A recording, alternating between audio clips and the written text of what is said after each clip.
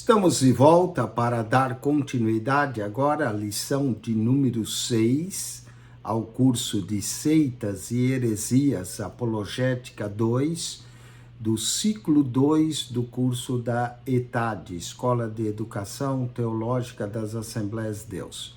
Lição 6 vai falar de falsas igrejas e falsos mestres. Vamos agora falar dos lobos vestidos de ovelha, parte 1. Parece, mas não são. É como o mestre dos mestres alertou. Acautelai-vos dos falsos profetas, que vos apresentam disfarçado em ovelhas, mas por dentro são lobos devoradores. Nós temos que tomar cuidado. A Bíblia realmente nos adverte mais contra o falso profeta do que qualquer outra coisa. É exatamente o comportamento geral das seitas e heresias, desse ou de qualquer outro tempo histórico. Esses falsos profetas, eles vêm disfarçados com peles de ovelhas, eles travestem-se de piedade e ostentam até bondade. Mas a única exceção que poderia apontar são os movimentos satanistas, de religiões e raízes africanas, apesar de eventuais casos até de sincretismo. Muito comum são chamadas religião também afro-brasileiras, onde é sabido e alardeado as forças das trevas são veneradas.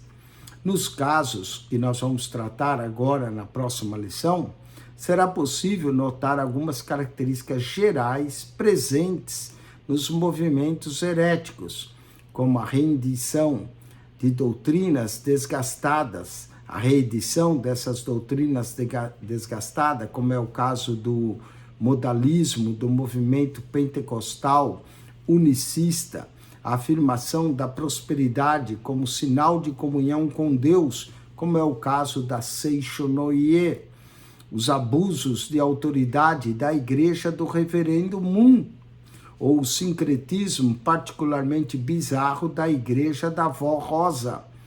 Como dito, são características notadas em especial nessas seitas, que estão presentes em linhas gerais e em movimentos heréticos. É possível resistir às mentiras que Satanás prega através desses falsos mestres. É possível também, mas para tanto é necessário que nos sujeitemos a Deus para que a nossa resistência ao inimigo seja bem sucedida. Lembremos, os falsos profetas são lobos devoradores de ovelhas. Vamos então falar agora da igreja da unificação, ou do Moonismo. Moonismo é a igreja do reverendo Moon. Nós vamos falar da liderança e organização dessa igreja, da unificação. Vamos falar quais são as crenças e práticas da igreja da unificação e quais são as refutações bíblicas. Também vamos abordar a Seishonoye e as crenças da Seishonoye e as refutações bíblicas. Muitos dos propagadores da Seishonoye no Brasil vão de porta em porta entregando uma revistinha que é até atraente para muita gente e acaba sendo um laço. Texto 1. A Igreja da Unificação, vamos falar do Moonismo, ou a Igreja do Reverendo Moon. Os elementos que formam a argumentação dessa seita são bastante parecidos com os de outras que já estudamos.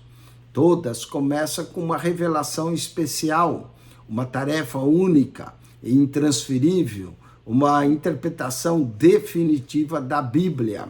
Aqui, porém, há um requerente menos comum e menos abusado.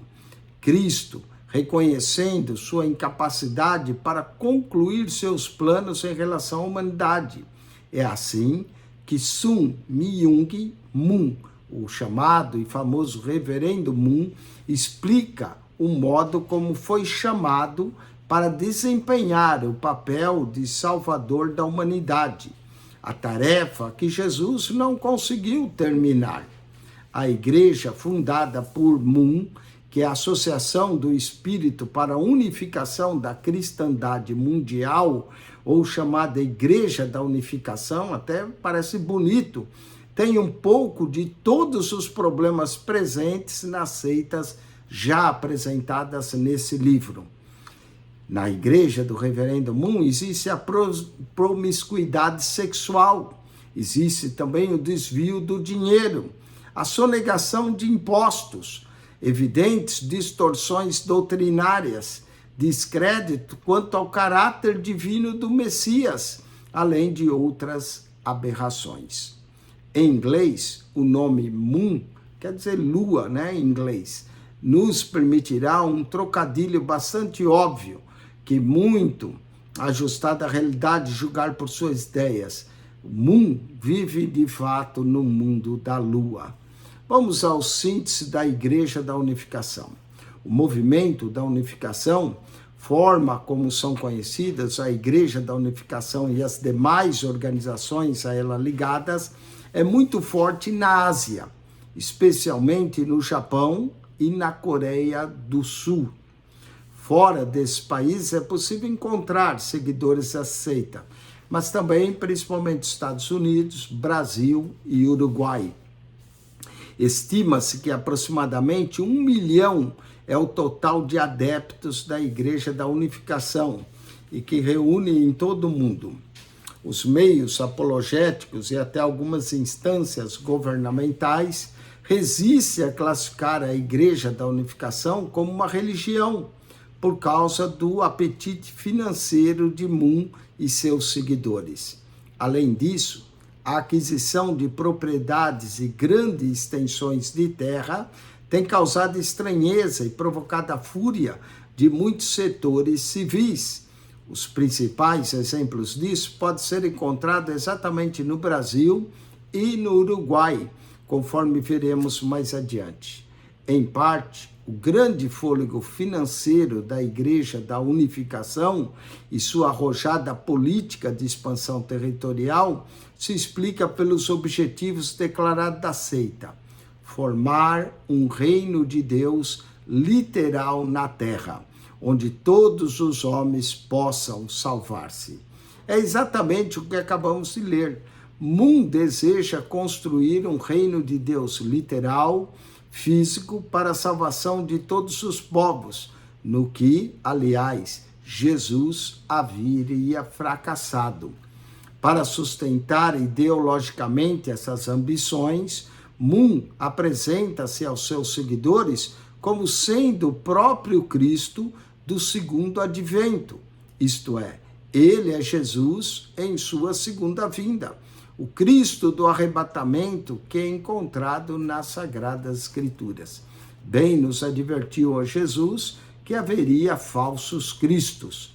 Vamos à história da Igreja da Unificação. Oficialmente, a Igreja da Unificação foi estabelecida no dia 10 de maio de 1954 e chamada por Moon de Associação do Espírito Santo para a Unificação da Cristandade Mundial, uma fórmula bizarra de ecumenismo cristão.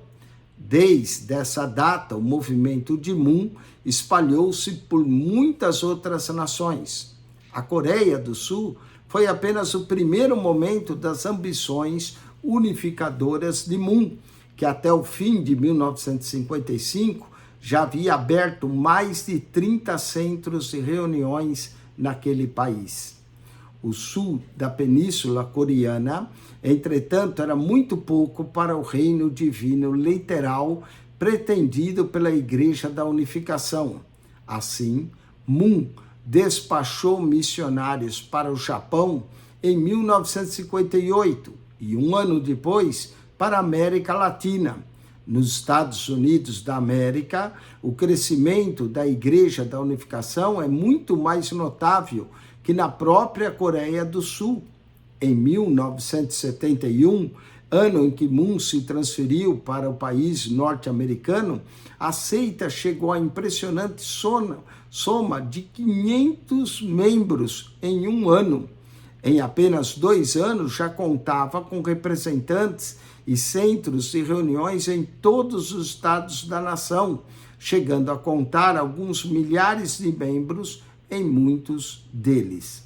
A expansão de Moon e seus unificadores não é espetacular assim em todos os países em que a Igreja da Unificação se instalou. Por exemplo, na Inglaterra, até meados de 2009, o total de adeptos não chegava a 500 mil. Durante os anos de 1970, Moon despachou missionários para mais de 120 países. A intenção era de promover ações de evangelismo e expansão em grande velocidade. Não deu certo. Em muitos lugares, os missionários de Moon foram perseguidos e presos, e muitas vezes sob acusação de charlatanismo. Em outras ocasiões, eram acusados de utilizar o aspecto de igreja cristã para ocultar intenções de expansão financeira e territorial. Na América Latina, a atuação da Igreja da Unificação na América Latina não se parece com iniciativas evangelizadoras, mas com uma tentativa de ocupação territorial. Fica no estado brasileiro do Mato Grosso do Sul, mais precisamente no município de Jardim, uma das maiores propriedades da falsa igreja de Moon, chamada Fazenda Nova Esperança. A propriedade faz parte de um conjunto de terras que pode chegar a 40 mil hectares do lado brasileiro da fronteira com o Paraguai. Aliás, essas terras em solo brasileiro são muito próximas a outros 80 mil hectares que estão em solo paraguaio, na região de Fuerte Olimpo. A proposta, de acordo com alguns analistas, é criar uma propriedade que prevaleça sobre as fronteiras nacionais do Brasil, do Paraguai e da Argentina, onde Moon já possui muitas glebas. As aquisições imobiliárias de Moon no Paraguai promovem o desalojamento de uma tradicional tribo indígena daquele país. Embora os próprios nativos houvessem concordado em vender suas terras para a Igreja da Unificação, hoje eles se arrependem, pois a parte que preservaram para si é insuficiente para suas atividades. De acordo com os depoimentos dos próprios índios, hoje eles gostariam de recomprar suas terras, mas não possuem condições financeiras para tal. No Brasil, a Polícia Federal realizou investigações nas propriedades da Igreja da Unificação, por conta da alta movimentação de turistas na região do Pantanal e da Fazenda de Moon. De acordo com a PF, a Polícia Federal, a Igreja de Moon estaria facilitando a imigração ilegal para terras brasileiras e também paraguaias.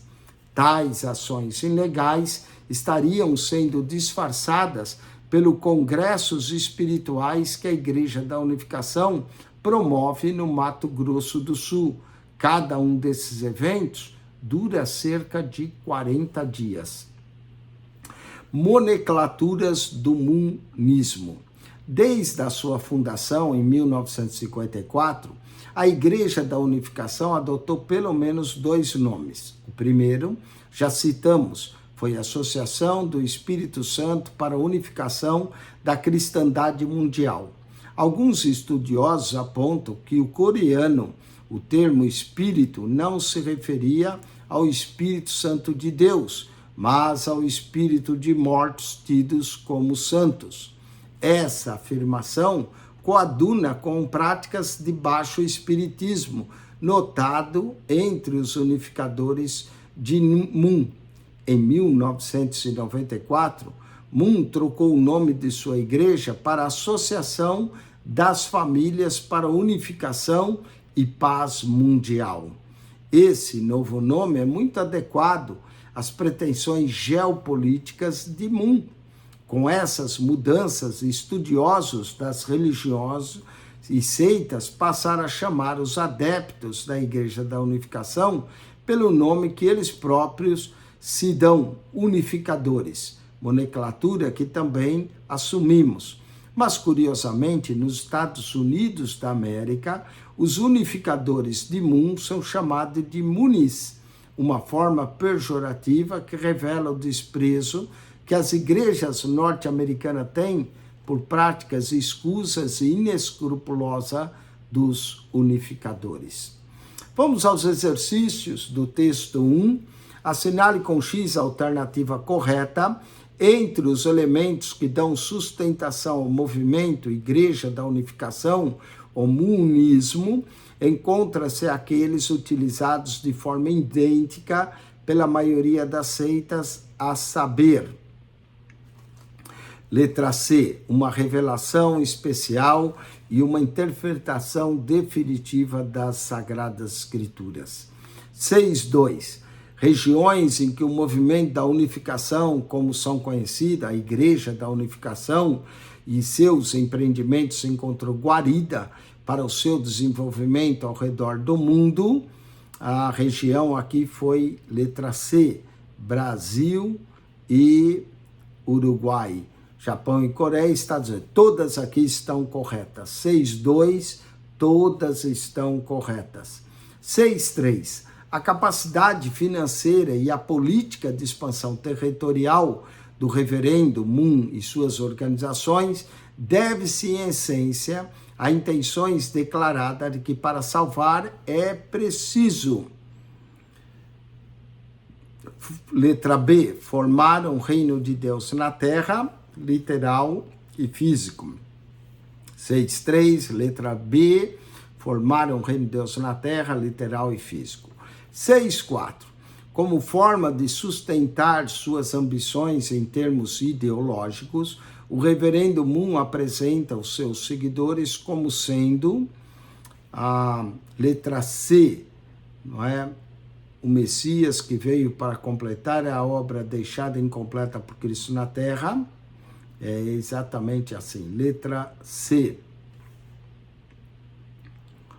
Letra C. Aqui pode marcar todas. O próprio Cristo, segundo o advento do arrebatamento, letra A também, a letra B. 6.4 pode marcar todas corretas.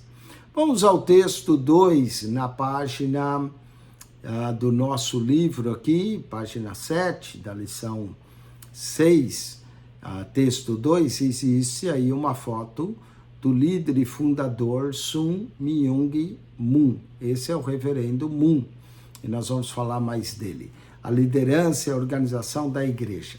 A Igreja da Unificação é gerida como uma empresa familiar.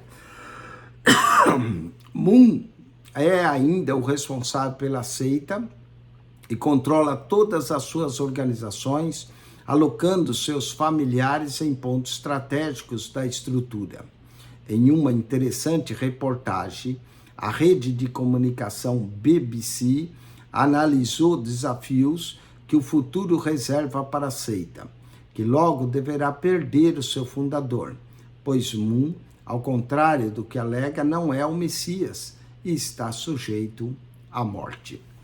Daí a foto do líder e fundador da Sun Myung Moon. Moon nasceu em 6 de janeiro de 1920, no vilarejo de Kungjung Sangja-ri, na atual Coreia do Norte. Faleceu em 3 de setembro de 2012, aos 92 anos de idade. O princípio de sua formação intelectual e espiritual foi confucionista, pois essa era a confissão da família de Moon. Dizem os registros biográficos que o pai de Moon era um homem extremamente culto e sua mãe era uma mulher bastante ativa na comunidade em que viviam. Quando Moon tinha aproximadamente 10 anos, sua família converteu-se ao cristianismo, tornando-se bastante colaborativa na pregação e na evangelização. Aos 16 anos, em 17 de abril de 1935, segundo o próprio Moon, enquanto orava em uma montanha, recebeu uma revelação especial da parte de Cristo, que lhe teria dito para completar a missão que o próprio Salvador não conseguira concluir. Assim, a tarefa de Moon seria de completar o plano divino para o homem, que foi deixado incompleto por Jesus. Mais tarde, Moon dedicou-se ao estudo de engenharia elétrica e, ao mesmo tempo que produzia suas próprias interpretações da Bíblia Sagrada. Moon sempre teve problema com as autoridades, algumas vezes por causa de sua pregação, outras vezes por fazer do púlpito um palanque político e outras ainda por conta de suas improbabilidades administrativas. Em uma dessas ocasiões, ele foi condenado a trabalhar em um campo de atividades forçadas, onde era obrigado a manusear produtos químicos sem a devida proteção. A quase totalidade dos detentos desse campo morria por intoxicação. Moon sobreviveu, muito provavelmente por causa da tática que adotara. Ele separava metade de sua ração diária de água, que era mínima, para lavar o pó dos produtos químicos dos braços e mãos. O nascimento de um herege. Assim como Joseph Smith, fundador do mormonismo, Moon fundamenta suas crenças e ensinos em alegadas revelações que diz ter recebido de Deus. No seu livro Princípio Divino, ele conta que desde a infância ele tinha clara evidência, isto é, pode ver através do espírito das pessoas. Conta o próprio Moon que um domingo de Páscoa, quando tinha apenas 16 anos, teve uma visão na qual Jesus lhe teria aparecido dizendo: termina a missão que eu comecei. Moon procurou se preparar para o cumprimento dessa missão, através do estudo das seitas e dos cultos populares do Japão e da Coreia. Foi assim que, em 1948, começou a pregar a sua própria versão do cristianismo messiânico. À medida que a seita crescia, ele enfrentava problemas morais e com as autoridades coreanas, o que culminou com a sua excomunhão da igreja da qual era membro, a Igreja Presbiteriana, em 1948. Casamento e vida familiar. Moon casou-se 3 vezes. De acordo com as leis coreanas, ele não poderia iniciar o segundo e o terceiro casamento, pois nessas ocasiões ainda se encontrava legalmente unido às esposas anteriores. Mesmo assim, a Igreja da Unificação não considera que seu verdadeiro pai, como Moon é chamado, estivesse em adultério, pois, de acordo com as versões oficiais do movimento, as esposas anteriores já o tinham abandonado quando ele decidiu casar pela segunda e pela terceira vez.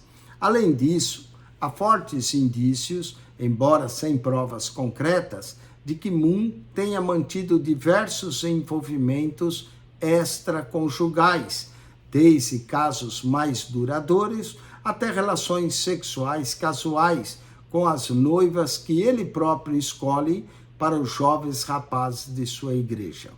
Alguns relatos dão conta que Moon teria inclusive filhos fora do casamento e que seriam criados por membros da diretoria da Igreja da Unificação.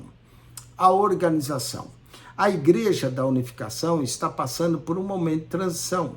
Embora Moon ainda seja o líder maior da organização, as atividades mais importantes já estão a cargo de seus filhos.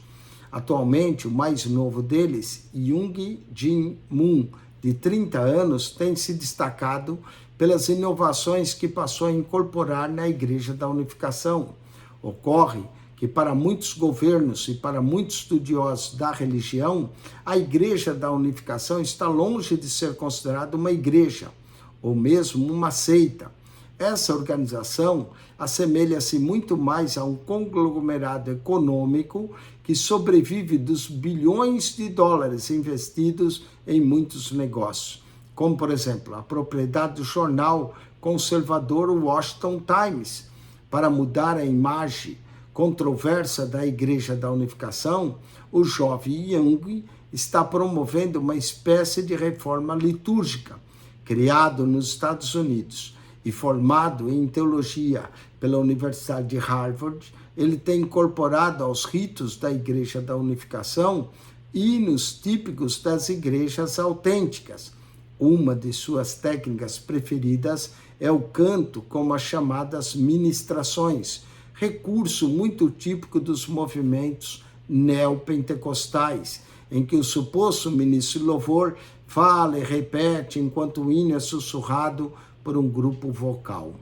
O site da BBC News na internet apresenta uma reportagem bastante contundente a respeito do futuro da Igreja da Unificação e da tentativa de Jung de transformar o conglomerado de empresas de Moon em algo mais próximo de uma igreja. Mas, como observa contundentemente o repórter Christopher Landau, Jung parece determinado a estabelecer a fé fundada por seu pai, como uma parte credível da passagem religiosa.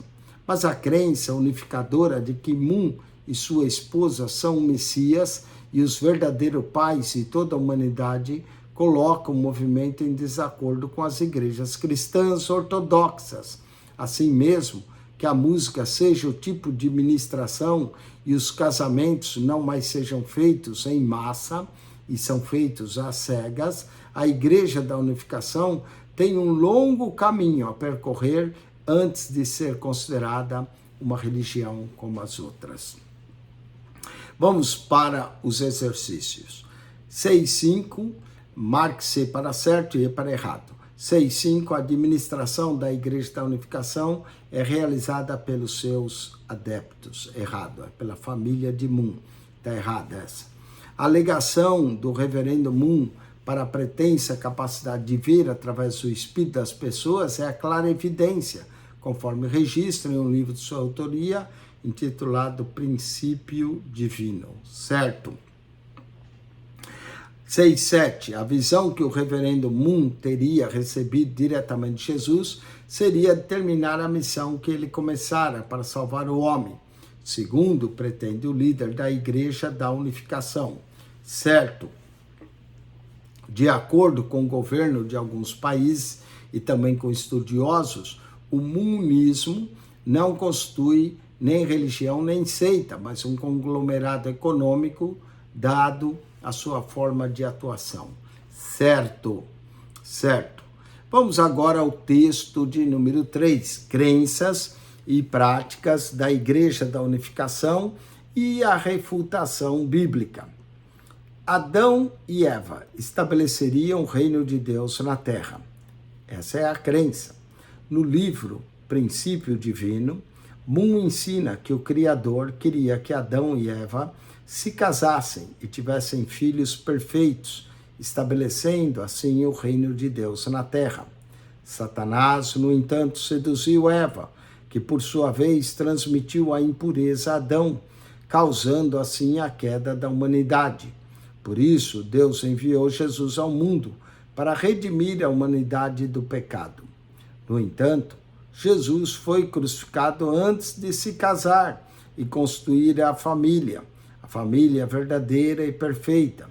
Agora chegou o tempo para um novo Cristo, Moon, que finalmente cumprirá os desejos de Deus. Vamos à refutação dessa afirmação no livro Princípio Divino. Os ensinamentos de Moon desvirtuam e anulam o que o Evangelho ensina sobre Cristo. De acordo com Moon, o plano de Deus seria a constituição de uma família perfeita na Terra através de Moon.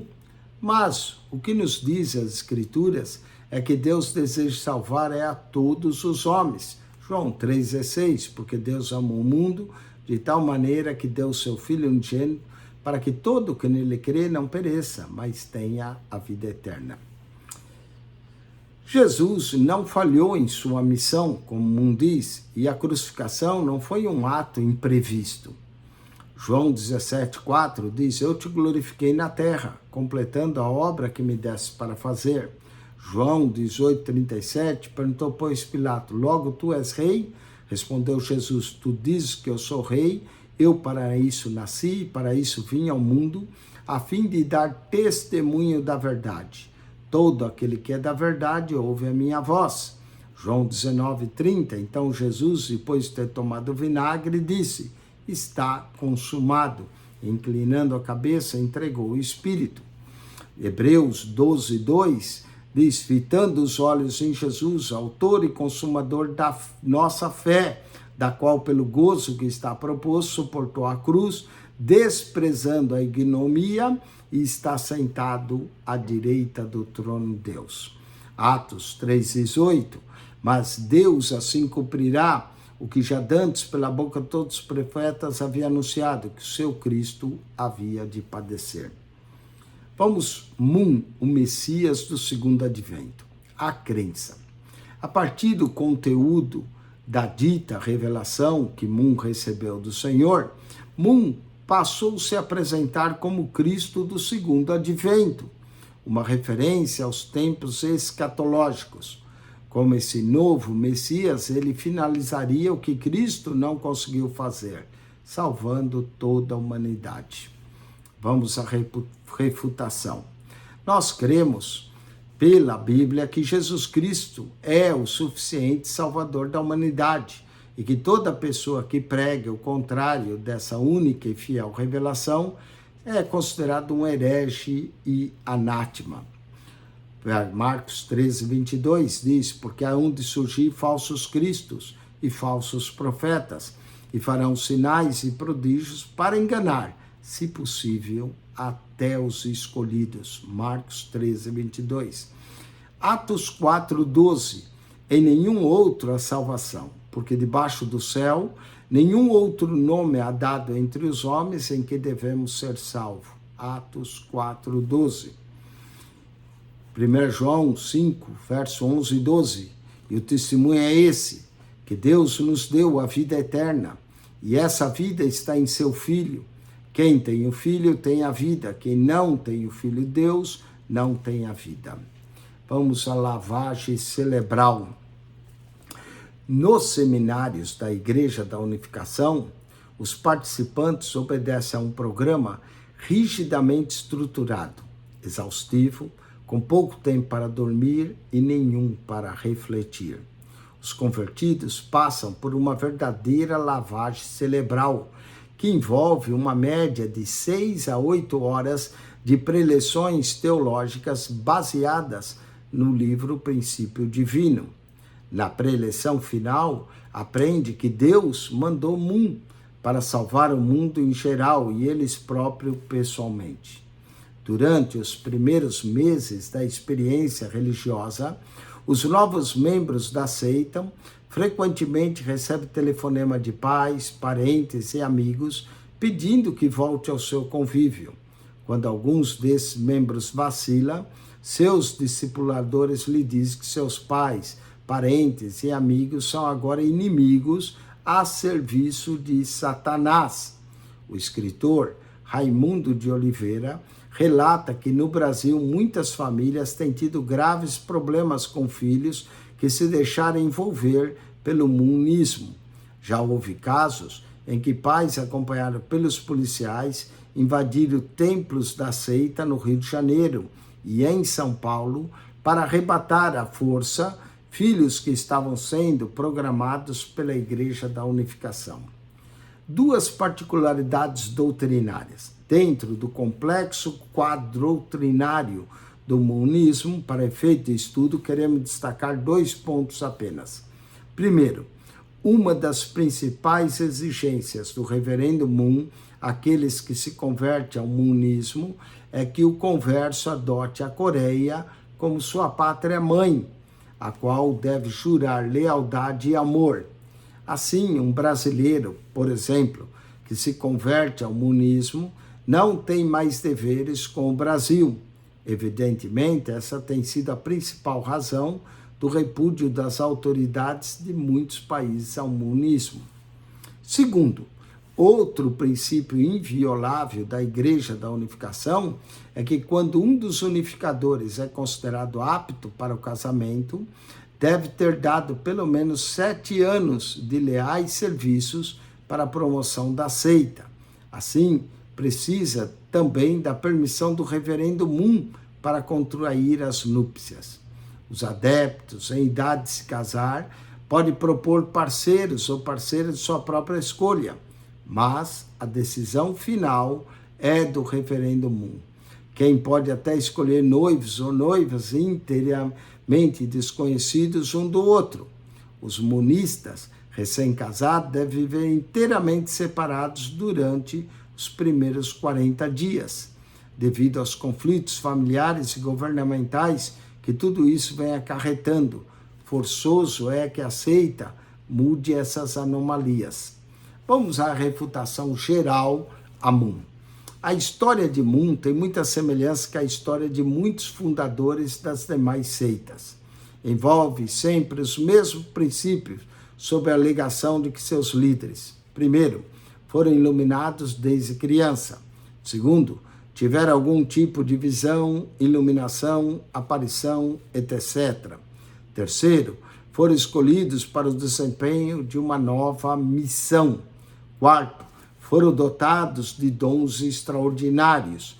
Quinto, tem origem de suas mensagens em Buda, Jesus, Maomé ou qualquer divindade pagã.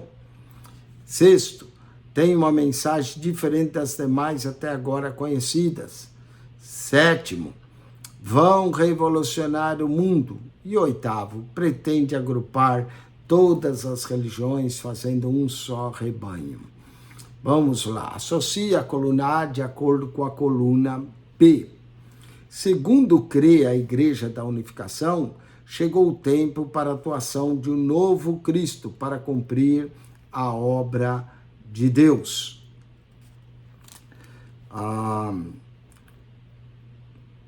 Aqui nós podemos dizer a letra A. A Bíblia diz que Cristo completou sua missão na terra. João 17:4. Moon é escolhido para cumprir o segundo advento messiânico, conforme crê o monismo. Aqui, segundo as Escrituras, letra C, Cristo é o único e suficiente Salvador. 6:11, uma das exigências da Igreja da Unificação para aqueles que se convertem à seita, liderada por Moon, aqui, letra B, abdicar a sua pátria e adotar a Coreia como pátria-mãe. Letra B, na 6:11. E 6:12, uma entre as inúmeras alegações comuns que fundamentam as diversas seitas existentes. Letra D, agrupar todas as religiões, unificando em um só rebanho. Muito bem, com isso nós concluímos a Igreja do Reverendo Moon. Você pode fazer um Google, achar mais coisas. Inclusive, Moon andou pagando passagem aérea para pastores irem participar de suas convenções, tanto no Uruguai quanto na Argentina. Muitos pastores que tinham vontade de ir à Argentina, Uruguai, aproveitaram, não é? Ele fretou aviões inteiros de São Paulo para essas reuniões dele. Vamos ao texto de número 4. Seisho no Ie. De acordo com a Seisho no Ie, o pecado não existe. A matéria não existe. A realidade nem é aquela que vemos através de nossos olhos. Assim, o movimento Seisho no Ie doutrina seus seguidores. Esse movimento figura entre as chamadas novas religiões do Japão, rótulo bastante significativo, pois o Japão é uma das culturas mais tradicionalistas e conservadoras do mundo, e ser reconhecido pelo Japão como religião é de fato um acontecimento cultural muito importante. Assim, como foi possível observar no moonismo, a Seisho no Ie é um apanhado sincretista do budismo, do shintoísmo e do cristianismo. Na verdade, uma confusão tão profunda que se torna, por vezes, incompreensível. Síntese da Seisho no Ie. Esse movimento filosófico oriental nasceu como uma revista, que cresceu até se tornar um movimento religioso, reconhecido pelo governo japonês. Seu fundador, Masaru Taniguchi, era um ser humano atormentado, de vida promíscua e devassa. Acumulou diversos casos de fornicação ao longo de sua vida, o que o tornava um homem perseguido pelas lembranças e em constante guerra com a sua consciência. O modo encontrado por ele para livrar o seu coração do peso da culpa e o seu corpo das muitas doenças venéreas foi a autossugestão, o que é a base para os ensinamentos da Seisho no Ie hoje. Dessa forma, Taniguchi conseguiu convencer-se de que nada do que sofria era mesmo verdade.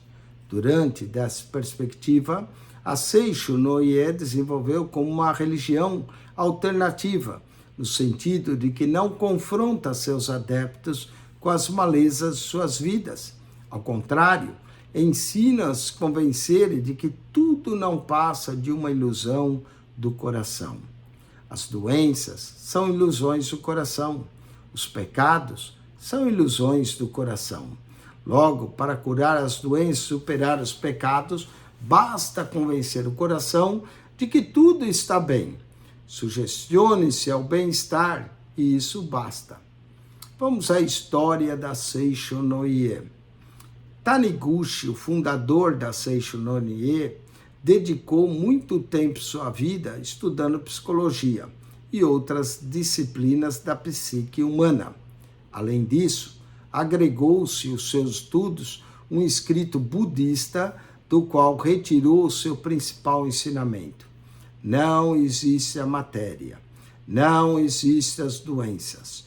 Tudo é fruto do coração e pode ser tratado pelo coração. Como fruto de seu trabalho, ele editou um livro, uma espécie de arremedo do Evangelho, onde Judas é o personagem principal. Além desse livro, Taniguchi é o autor de outros 40 volumes empregados para a fundamentação de sua seita. Em todas suas ditas pesquisas, Taniguchi nunca abandonou a introspecção psicológica ou os fenômenos psíquicos. No ano de 1922, Taniguchi passou a comercializar uma revista que fundara.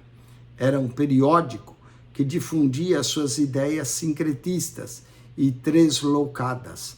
Uma de suas promessas aos assinantes é que essa revista traria ao seu leitor vitória sobre todos os medos e pavores. Em 8 anos, ele conquistou 30 mil assinantes no Japão. Com a proximidade da Segunda Guerra Mundial, Taniguchi posicionou-se politicamente ao lado dos nacionalistas. Coincidência ou não, o emblema da Seisho no Ie é um sol radiante, ao qual se sobrepõe uma cruz suástica. Finalizada a guerra, ele foi expulso do Japão pelo general MacArthur, do exército americano. As atividades da Seisho no Ie foram assumidas pela família de Taniguchi. Finalmente, em 1940, a Seisho no Ie foi catalogada como uma religião pelo governo do Japão, tornando-se assim mais eclética das novas religiões nipônicas, tamanha a mistura de elementos de ciência psicológica como os de outras religiões. No vosso livro tem aí uma foto do Masaru Taniguchi. Vamos falar um pouco dele. Masaru Taniguchi, nascido em Kobe, no Japão, em 1893, Taniguchi era de uma família de colocação muito importante dentro do legado cultural japonês. O seu pai era descendente de samurais. Assim, o desejo de seus pais era que ele se tornasse um homem de relevância em suas atividades, como um militar ou um médico, mas Taniguchi matriculou-se em uma faculdade de literatura inglesa no Japão. Não chegou a concluir o curso, pois entendeu que era injusto continuar estudando, enquanto a maioria esmagadora dos seres humanos morria sem conquistar nada para si. Esse, aliás, é o teor da biografia oficial do fundador da Seisho no Ie, um homem resignado, abnegado e altruísta. Diz a biografia de Taniguchi que ele passou muitos anos de sua vida atormentado por descobrir que para continuar vivendo é necessário sempre tirar a vida de outro ser. Até para saciar a sede, ele dizia, é preciso matar os micro-organismos presentes em um copo de água, assim como é preciso matar animais ou plantas para se alimentar. Taniguchi chegou a cogitar o suicídio, mas desistiu, pois também significaria matar uma vida conveniente. Após muitos exercícios e contemplações, Taniguchi passou a alegar haver recebido, tentemos imaginar, uma nova revelação superior que deveria ser transmitida a toda a humanidade, para assim mudar as vidas dos homens. Não é surpreendente ao ver como Satanás é desprovido de criatividade. Todos os hereges, sem exceção, alegam possuir uma nova e definitiva revelação. Taniguchi morreu em 1985, aos 91 anos de idade. Dizem os membros da Seisho no Ie do Brasil que o desejo dele era reencarnar na sua próxima vida no Brasil. A organização.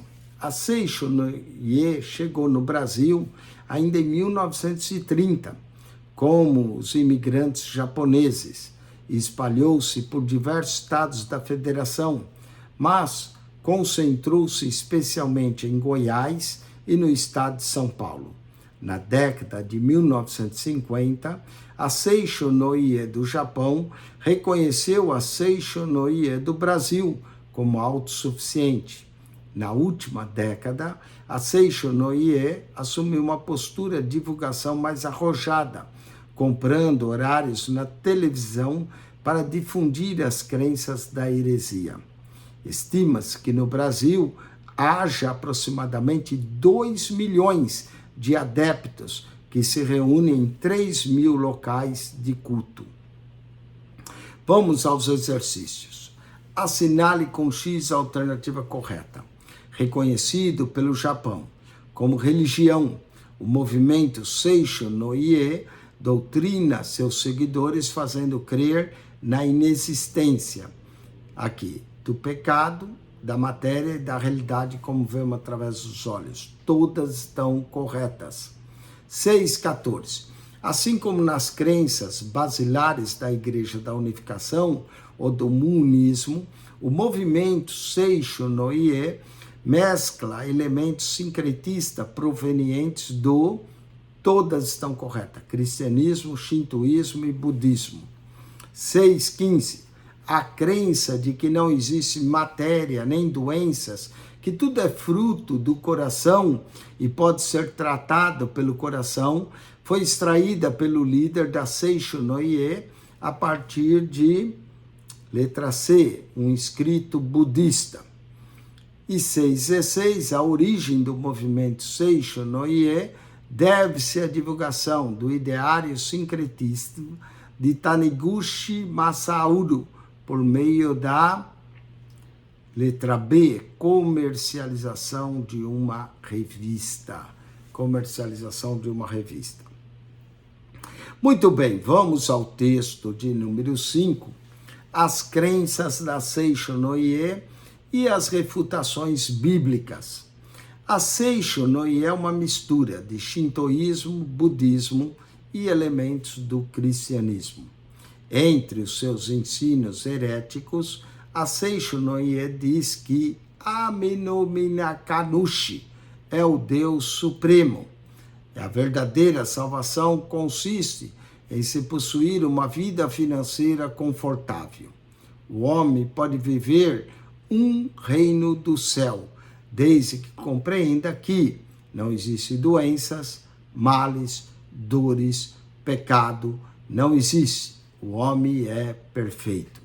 Além disso, esse movimento afirma ser a harmonia de todas as coisas do universo e o congraçamento de todas as religiões. Ensina contundentemente que Cristo em Israel, que Buda na Índia e o Shintoísmo no Japão são manifestações de Amenokananushi, o Deus absoluto, e que todas as religiões têm como fundamento a verdade que todos os seres humanos são irmãos, filhos do mesmo Deus. Desta maneira, a Seicho Noye proclama que sua missão seja de transmitir ao mundo parte dos ensinamentos de Cristo e de Buda, que ainda não foi suficientemente revelada. Vamos aos principais ensinos. A crença. Além de possuir uma crendice com base na compreensão material, como saúde, dinheiro, bem-estar, a Seicho Noye possui um sistema doutrinário que identifica muito bem com o de outras seitas. Vamos lá. Primeiro, sobre Deus. Amenokananushi é o Deus absoluto. Não importa o nome que ele tenha nas diversas religiões, já que todas as crenças e todos os deuses levam o homem a ele. Segundo, sobre a salvação.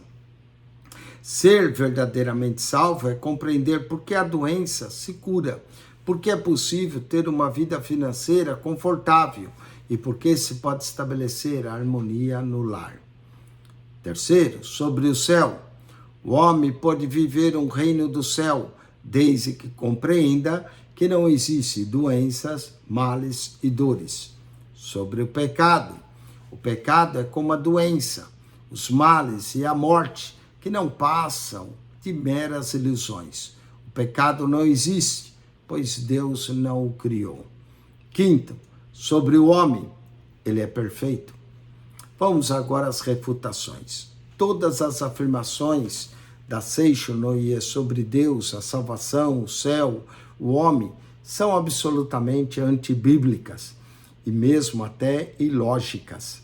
Vejamos, por exemplo, no caso do pecado, das doenças, em que por autossugestões, segundo Taniguchi, o ser humano se livraria desses sintomas do coração, vamos seguir as refutações. Primeiro, sobre Deus. A Seicho Noye tem uma visão panteísta do mundo, isso é, acredita que a identificação entre o universo e o divino ser é tanto que eles são como um em uma realidade integrada. A verdade, porém, é que Deus é transcendente e habita para além da realidade material. Isaías, capítulo 57, verso 15. Segundo, sobre a salvação. A Seicho Noye possui alguns escritos chamados de convite à prosperidade, através dos quais ensina que estão salvos aqueles que ostentam sinais materiais evidentes, como a prosperidade financeira. No entanto, o livro de Eclesiastes nos ensina que ao homem justo ou ímpio sucede coisas boas e ruins, pois todos estamos sob o sol. Além disso, vejamos que o pregador diz sobre as riquezas.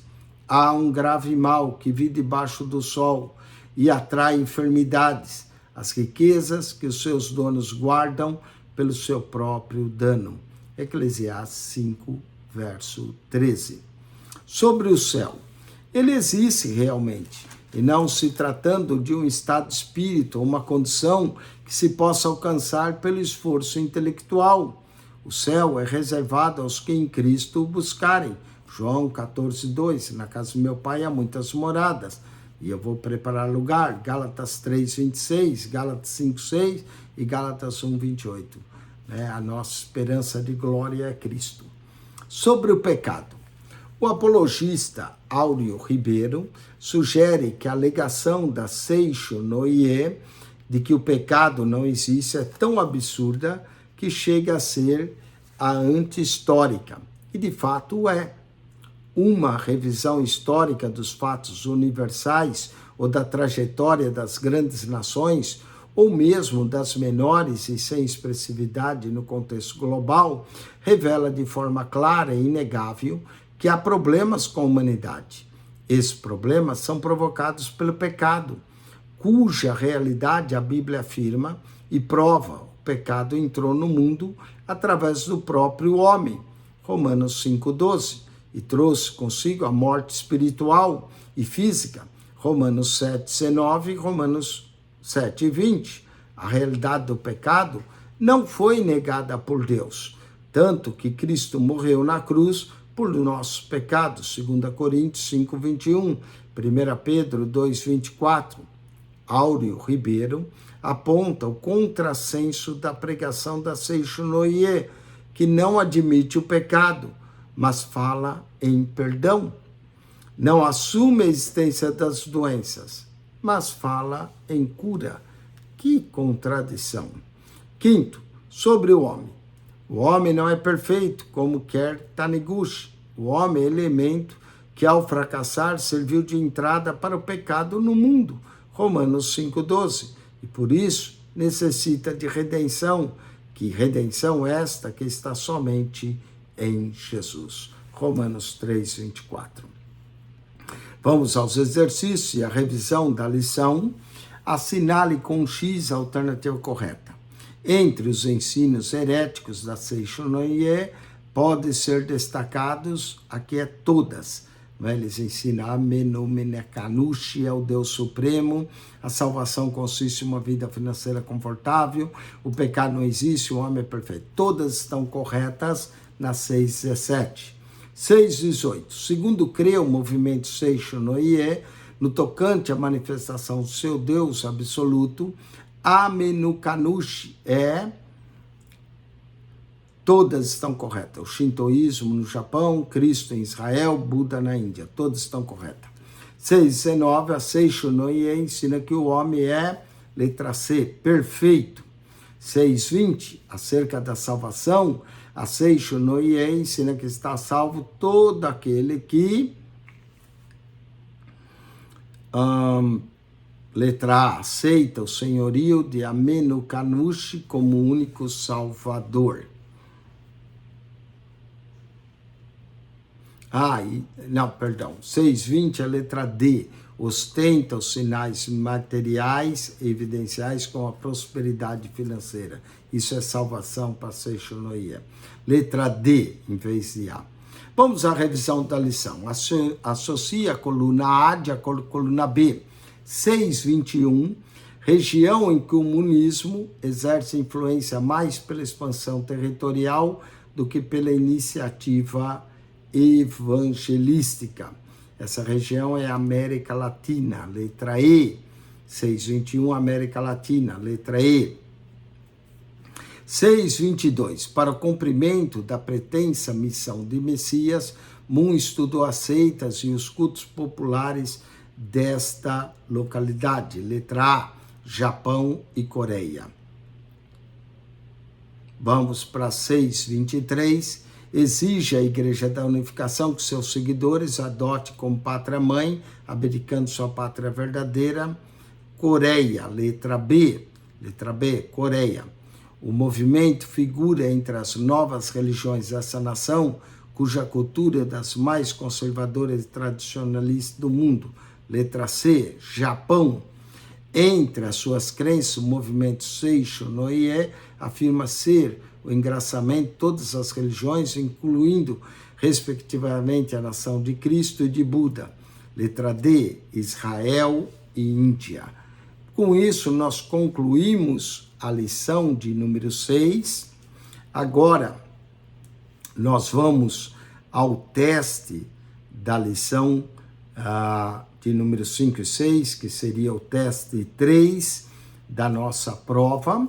Vamos a uma pequena revisão. O aluno, que é aluno da ETAD, deve ir lá no grupo do WhatsApp, os alunos da ETAD, ciclo 2, e lá você vai ter o acesso ao link digital da prova. Ao clicar, Você põe o núcleo 5144, seu número de matrícula, e aí você pode fazer o teste. Se você não é aluno, assistiu essa aula, gostaria de se matricular, estudar, conseguir o seu diploma, procure-nos, entre em contato conosco e nós estaremos então fazendo a sua matrícula, não importa onde você está, pode ser Estados Unidos, Europa, Brasil, qualquer parte você pode se tornar aluno do nosso núcleo. As aulas são pelo canal do YouTube, a plataforma ela é toda digital e nós colocamos você no grupo do aluno para acessar os testes e o link do teste, tudo eletronicamente, que você pode fazer no seu telefone, iPad, computador. Vamos lá. Texto de número 3. O que são os movimentos contraditórios? Bom, esse movimento contraditório, a letra A diz, são centrar na prática a cidade por ano, não são isso. São aqueles marcados que professam dualismo, gnóstico, maquietista, também não é isso. São chamados de movimentos contraditórios, algumas igrejas práticas doutrinárias. Muito bem. Letra D, nenhuma das alternativas aqui está correta. Nenhuma das... Se bem que a C chega perto, mas a resposta correta é letra D. Nenhuma das alternativas está correta. Vamos à segunda. Em defesa à fé cristã, o apologista enfrenta, pois, desafios a saber. Letra A, não investir contra o pecador, mas contra o pecado, e não pecar pela omissão. Não falar nada, não é? Então, a primeira letra D, a segunda letra A. Terceira, entre as muitas heresias do movimento neopentecostal, palavra da fé, está a unção do riso, cuja prática é justificada pelo movimento, tendo como base a letra C, a nossa boca se encheu de riso e a nossa língua de júbilo. Salmo 126, verso 2, letra C. Agora, da quarta em diante, é para pôr certo ou errado, ou seja, letra A ou B. A determinação e a ministração profética são características da doutrina da prosperidade, certo? É aquelas pessoas que eu declaro, eu determino, certo? Quinta, sobre a influência da doutrina da prosperidade, seus seguidores costumam ofertar e cobrar de Deus a obrigação de abençoá-los por isso, certo? Eles dão em troca de bênção, certo e certo. Sexto, quebra de maldição, cura interior, regressão interior, são métodos utilizados pelo G12, movimento de uma ala de missão carismática internacional, certo? Profanando o sagrado e contrariando o ensino das escrituras, indistintamente, crente, incrédulo, adulto, criança, recebe a ceia do Senhor, certo? A fé em Deus é demonstrada ao mundo pelo cristão através de boas obras, testemunho de vida e boa conduta. A razão desse seu proceder é para que seja salvo. Errado. Ele age assim porque é salvo. Então, a oitavo está errado. Ele não faz isso para ser salvo, ele é salvo, por isso ele dá bom testemunho. Oitavo, B de errado. Nono, o texto de Atos 19 e 12 é a base doutrinária para a prática de se ungir objetos, roupas e lenços. Errado, errado, não é? Totalmente errado. Paulo também não ungia, apenas orava sobre eles. Errado. Décimo, o deísmo, princípio de origem filosófica, afirma que Deus criou o mundo e deixou a própria sorte. Dessa forma, criou o homem, não intervém em seu proceder ou curso, sua jornada. Certo. Letra A, certo. 11ª, na busca de caminhos para unir todas as igrejas e religiões, o ecumenismo serve a princípios ecléticos, certo. Letra A, certo. Vamos a 12. Constitui-se um apanhado sincretista de budismo, shintoísmo e de cristianismo. Aqui a resposta correta, letra B. Esse é Seishonoye. Seishonoye. 13. Fundador da Seishonoye, um ser humano atormentado de vida prosmíscua devassa. Letra E. Nasauru Taniguchi. Nasauru Taniguchi. Letra E. 14. Dentre os seus ensinos heréticos, a Seixonoye diz ser o Deus absoluto. Letra A, Amenuminekanushi. Amenuminekanushi. Letra A. 15. Dentre as suas crenças, o movimento Seixonoye afirma que essa consiste em uma vida financeira confortável. Letra D, a salvação. E finalmente, 16, para Seixonoye, este é perfeito. Letra C, o homem. Para Seixonoye, o homem é perfeito. Com isso, concluímos mais essa lição de seitas e heresias, Apologética 2, do curso da ETAD. Oremos. Pai querido, graças te damos pelo estudo que tivemos. Guarda a nossa vida e a nossa mente desses ventos de doutrinas, dessas práticas heréticas que acabam negando o Cristo, o único Salvador, e levando o homem ao erro. Nós sabemos que o pecado e Satanás engana muitos, mas o Senhor é o mesmo, o Senhor é verdadeiro, e a tua palavra é a verdade e nos guia em toda a verdade. Por isso oramos e te agradecemos em nome de Jesus. Amém. Se você gostou da aula, gostaria de se matricular, entre em contato conosco. Você pode ser aluno da ETAD, não importa em qual parte do mundo você está, você pode assistir essas aulas, fazer parte do grupo do aluno. Nós vamos lhe mandar o link, você faz as provas e se torna aluno do curso da ETAD, ciclo 1, 2 e 3 do curso da ETAD. Deus te abençoe em Cristo Jesus. Acione nosso canal no YouTube, PR Eugênio Piacentini, o canal da Bíblia, ou canal da Bíblia, PR Eugênio Piacentini, o seu canal de estudo da santa e gloriosa Palavra de Deus. Temos aulas de teologia, temos estudos da Escola Bíblica Dominical, pela revista da CPAD, temos também ali um comentário de toda a Bíblia, de Gênesis ao Apocalipse, para te ajudar a entender a Bíblia melhor. Temos a Bíblia lida, falada para você. São mais de 4.900 vídeos para que você aprenda, se desfrute do ensino e do estudo da Palavra de Deus. Deus te abençoe em Cristo Jesus. Amém.